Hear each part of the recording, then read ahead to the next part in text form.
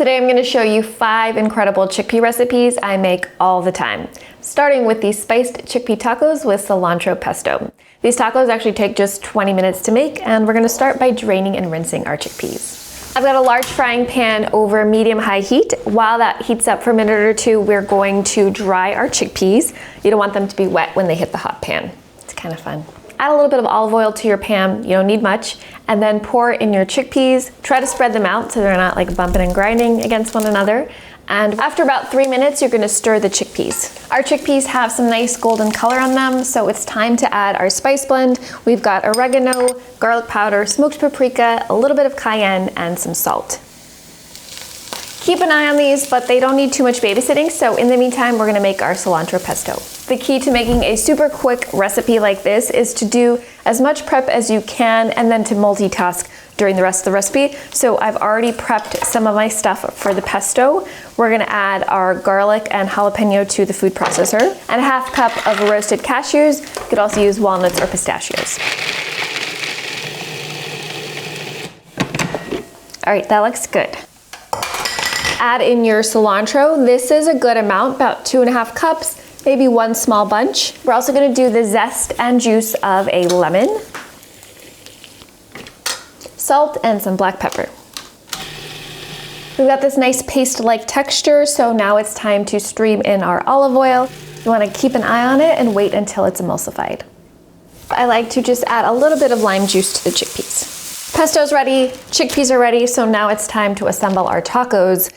One final step though, because cold tortillas straight from the packet, not the best, don't recommend it. So we're going to quickly char our tortillas. If you have a gas stove, I like to add the tortilla directly on top of the burner, medium-low heat, about 20 to 30 seconds per side or until it's nicely charred. If that method intimidates you or you have a different stove, go ahead and add your tortillas to a dry frying pan and heat them until warmed through. To assemble, add a nice dollop of the pesto to your tortilla. That's gonna act as kind of the glue that prevents your chickpeas from spilling out of the taco. Diced avocado for creaminess and healthy fats, and a couple spoons of your favorite salsa for heat. These are forking delicious, and they couldn't be easier to make. This is why I always have canned chickpeas in my pantry and recommend that you do too, because if you have some, then you can whip up easy yet delicious dinners at a moment's notice. I've got another 20-minute meal coming up right now. Our next recipe is Za'atar Chickpeas with charred broccoli. We've got 2 really easy and delicious flavor boosters in this recipe, a yogurt sauce and quick pickled chili peppers. We'll start with our peppers. What you'll want to do is thinly slice a chili pepper and add it to a jar. Now cover it with 3 tablespoons of distilled white vinegar, tablespoon of maple syrup, and a pinch of salt. Give these 15 minutes to hang out while you prep everything else. They're gonna add this sweet, spicy, tangy flavor that is incredibly delicious. A savory yogurt sauce is one of the most underrated ways to elevate your meal. I'm using this yogurt from Culina. It's coconut based, but it doesn't taste like coconut. It's nice and creamy. It's got a great tart flavor. We're gonna add a couple things here to give the yogurt sauce a savory flavor. Some lemon zest and the juice, 2 garlic cloves, a 1/4 teaspoon each of cumin and coriander, and some salt and pepper. Now it's time to start on our broccoli. We've got a large cast iron skillet here. We're using high heat because we want the broccoli to get nicely charred in a quick amount of time. And we're gonna add a few tablespoons of a high heat oil. This is avocado oil. I've got 12 ounces of broccoli here, cut into smallish, medium-sized florets. If you can, try to cut the florets so they have one flat side, and that will help them brown really nicely. PSA, eat your broccoli stems. Not only are these edible, they're also really delicious, and when you cook them this way, they get this like nice crisp chew that is delightful. Just make sure to peel off the first outer layer because it can be kind of tough. We're looking for little wisps of smoke. As soon as you see those, you can add your broccoli. Be very careful when you add this. You don't want to get splattered by the oil. Try to spread them out as much as you can and let them cook undisturbed for 2 to 3 minutes. Now flip the broccoli and let it char on the other side. After 6 minutes, the broccoli should be nicely charred but still tender, and I like to finish it with a squeeze of lemon juice. For 6 minutes, that is incredible. Now we're gonna start on our chickpeas, and normally to make this a 20-minute meal, you would cook the chickpeas in a separate pan from the broccoli, cook them at the same time. But to be able to show you in depth what I'm doing and explain things more easily, we're doing this one by one. We're gonna cook the chickpeas pretty similarly to the method in the first recipe. The main difference here is that we want some more Middle Eastern flavors, so we're using cumin, coriander, and za'atar. By the way, if you're not familiar, za'atar is this seed condiment with herbs and spices that's used in a lot of different Middle Eastern cuisines. It has this nutty, herby flavor, and it's just absolutely delicious. Just a little lemon juice to finish, and now we're ready to assemble. All right, so to plate this, we're gonna add a swoosh of our yogurt sauce, followed by the broccoli and chickpeas. A few pickled peppers for nice color and heat, and a little of the tangy liquid on top too is really nice. You can eat this as is, but if you want to make it a little heartier, you can add some bread on the side. Bread for me, or serve it with some cooked grains that you have hanging out in your fridge. Maybe this is a little large, but this meal feels so gourmet, it's delicious, but as you saw, it was very easy to put together. Our next recipe is a chickpea tuna salad. It tastes very similar to tuna. This recipe is even quicker than the ones before. It takes like 10 minutes to put together, but I actually like to make it as part of my weekend meal prep because it stays good in the fridge for like 5 or 6 days, and so it's really nice to enjoy throughout the week for lunch. Also, making this recipe couldn't be simpler. We're just gonna add the ingredients to the food processor, and that is it. To mimic the texture of tuna a little bit, we're gonna use 2 ingredients, chickpeas, of course, and hearts of palm. These are sold in a can at the grocery store, but if you can't find them, go ahead and just use more chickpeas. We've also got some ingredients that you would use in a classic American tuna salad, vegan mayo and Dijon mustard, and these are gonna add a nice creaminess and tang. I also like to add some chopped celery and celery seeds, but I know some folks are not a fan of celery, so if you don't like it, feel free to omit it. Some dill pickle relish is really nice here too. Definitely evokes the childhood nostalgia of eating a tuna salad sandwich at the playground, or at least like that's what I think. My mom packed me dal at the playground, dal at lunch, dal for dinner, dal 24 hours. To give our tuna salad the oceany taste that you might expect in tuna salad, my secret ingredient is nori. These are just dried seaweed sheets. Look like this. You can get these at most grocery stores these days, and they don't taste fishy, but they are gonna add that kind of characteristic taste of the sea. A few final flavor boosters, nutritional yeast, 2 tablespoons. That's gonna add a nice savory umami quality. 2 tablespoons of lemon juice. This is gonna brighten everything up. And of course, salt and pepper. Important note, you don't want to blend this continuously. It's gonna turn into like a pate texture. That's not what we're going for. Instead, you wanna do short, quick bursts or pulses, and that's gonna give you some nice texture throughout. That was about 12 pulses. Let's take a look.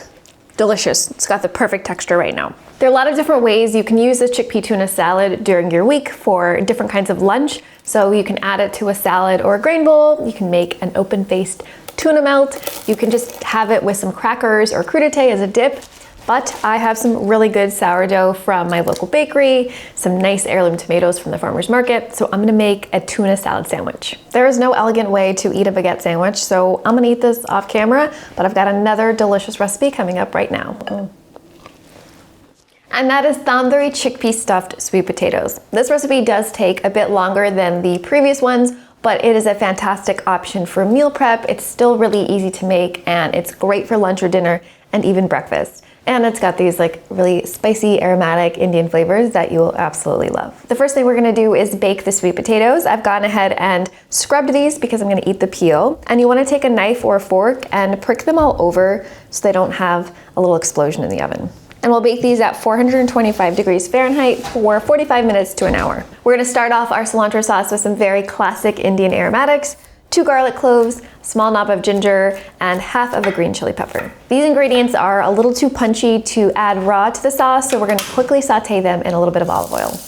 You wanna stir frequently so the garlic doesn't burn. Once the garlic gets a little bit of color on it, you're gonna add in 1/4 teaspoon coriander, 1/2 teaspoon of cumin, and a little bit of salt. And those need just 30 seconds. Smells really good. We'll add this sauteed mixture to a blender or food processor, either is fine, along with a heaping cup of cilantro. I had some fresh mint that I needed to use up, so I'm also gonna add that in there, but it's totally optional. A little bit of lime juice and just enough water to bring the sauce together. Let's blend it up.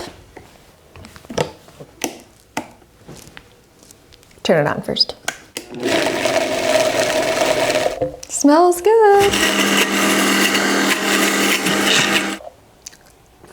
Ooh. If your cilantro is on the bitter side, go ahead and add a little bit more lime juice, a little more salt, or a pinch of sugar as needed. Now for our chickpeas, I'm gonna roast these in the oven so they get a little nice and crispy. And these are tandoori spiced chickpeas, so we're gonna make a quick tandoori spice blend. We've got cumin, coriander, turmeric, ginger, paprika, as well as cinnamon and cardamom. If you want to add a little heat, you can add a pinch or two of cayenne pepper. Also going to add some kosher salt, and then the oil is going to help them crisp up and give them a better mouthfeel. The chickpeas need about 25 minutes in the oven, so go ahead and add them to the oven when the sweet potatoes have 25 minutes left. We have a little bit of time, so we're going to make our last condiment. It's raita, which is a yogurt sauce. It's kind of like India's alternative to tzatziki. We're going to start with a cucumber. Probably just need a quarter of this today. We want all of the flavor and texture of the cucumber, but not the wateriness. So squeeze it all out, or as much as we can. This is honestly the hardest part of making raita. Chop up a quarter cup each of mint and cilantro. This smells like the start of a great summer cocktail. An inch of ginger and some garlic. Half teaspoon of cumin, as well as garam masala. If you like, a pinch of cayenne or Indian chili powder. Lime juice, and of course the yogurt, the most important part. This is a creamy coconut yogurt I showed you earlier. We want 1 cup of that. And of course, some salt.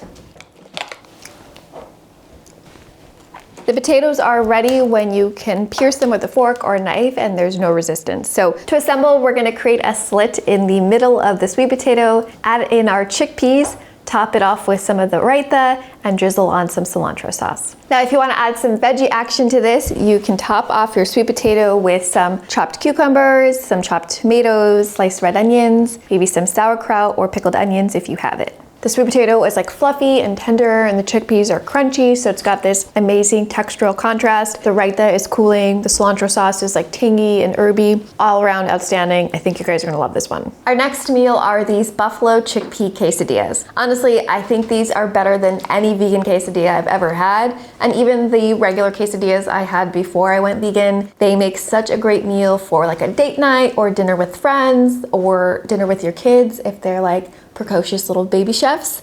The first thing we're gonna do is start with our queso. I'm starting with 1 cup of raw cashews. These have been soaked in boiling water for 30 minutes. You can also soak them overnight in cool water. A half cup of any vegan yogurt, as long as it's unsweetened. A half cup of any salsa you like. This is a medium heat. We're already gonna have quite a bit of spiciness in the quesadilla, so I don't want the salsa to be too spicy. A little water so it's not too thick. A teaspoon of cumin, half teaspoon of chili powder, and a half teaspoon of smoked paprika. 2 tablespoons of nutritional yeast to add that subtle cheesy flavor. And of course, we need some salt to season.